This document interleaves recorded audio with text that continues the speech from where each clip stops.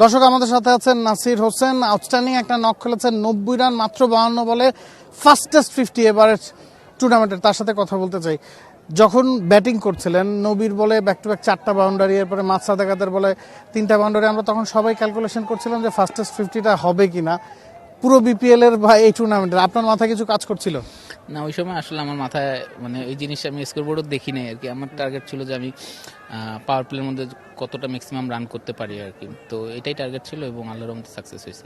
আজকে একেবারে শুরুর দিকে ব্যাটিংয়ে নেমেছেন, পাওয়ার প্লেটাকে কাজে লাগানোর পরিকল্পনা নিয়েই কি আসলে ব্যাটিংটা করেছেন, যে পরে গিয়ে হয়তো রান করা ডিফিকাল্ট হবে, যা করার একটু আগে এগিয়ে রাখি? আমি যে টাইপের প্লেয়ার আর কি, আমার কাছে মনে হয়েছে যে আমি এই পিছনে 7 নম্বরে যদি আমি ব্যাটিং করি, এটা হচ্ছে টিমের জন্য মনে হয় না খুব একটা ভালো হবে। তো এটা ক্যাপ্টেনটা আমি থ্যাংক ইউ দিই, যে কারণ উনি এই ডিসিশনটা নিছে।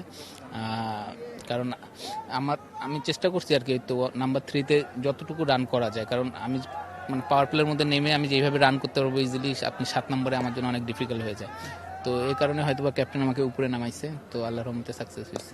ব্যাটের টাইমিংটা খুব সুইট হচ্ছিল, নিশ্চয়ই পেছনের হার্ডওয়ার্কটা কাজে দিয়েছে। না, হার্ডওয়ার্ক তো সবসময় করি এবং চেষ্টা তো করি সবসময় পারফর্ম করার জন্য, যেভাবে খেলি না কেন। তো টাইমিং আসলে আমার কাছে মনে হয়েছে উইকেটটা একটু স্লো ছিল, এবং আমার কাছে মনে হয়েছে যে বলার যেভাবে বোলিং করার করতে চাচ্ছিল, আমি সেটা ভালোভাবে পিক করতে পারছি আর কি। তো এই কারণে হয়তো আমার জন্য একটু ইজি হয়েছে। আমরা বলা বলি করছি যে যেহেতু একটানা খেলা হচ্ছে, আপনিও বললেন যে উইকেটটা স্লো ছিল, একটানা যেহেতু খেলা হচ্ছে স্লো হওয়াই স্বাভাবিক। তবে এই উইকেটেও এই ধরনের ব্যাটিং, যে ধরনের স্ট্রাইক রেটে ব্যাটিং করেছেন, এটা কিভাবে সম্ভব হলো? না, এটা সম্পূর্ণ হচ্ছে মোমেন্টামের উপর, আপনি কিভাবে স্টার্ট করতে চান, বা আপনি এই উইকেটে আপনার স্ট্রং জোন বা আপনি স্কোরিং জোন কিরকম হওয়া উচিত। তো আমি চেষ্টা করছি উইকেটটা বুঝে, এবং এখানে স্পিন বলে কি টাইপের বল হতে পারে, তো এইভাবে করে ক্যালকুলেটিভ রিস্ক নিছি আমি। ব্যাটিং এর কথা তো হলো, বোলিংটা কেমন উপভোগ করছেন? কারণ সব ফেজেই বল করতে হচ্ছে আপনাকে। না, বোলিং তো আমি সবসময় এনজয় করি, এটা আপনারা সবাই জানে। বাট আমি এখনো, আমার মনে হয় না যে আমি আমার বেস্ট বোলিংটা এখনো করতে পারছি। ইনশাল্লাহ আরও সামনে অনেকগুলো ম্যাচ আছে, ইনশাল্লাহ যদি আল্লাহ সহায় হয় তাহলে ওই জিনিসটাও দেখবেন। একেবারে শেষ প্রশ্ন, ঢাকা ক্যাপিটাল সেকেন্ড উইন পেল, 5 ম্যাচে 2 জয়। এখান থেকে সামনে কি দেখছেন? প্লে অফে যাওয়ার দৌড়ে তো আপনার ভালো মতোই আছেন এখনো।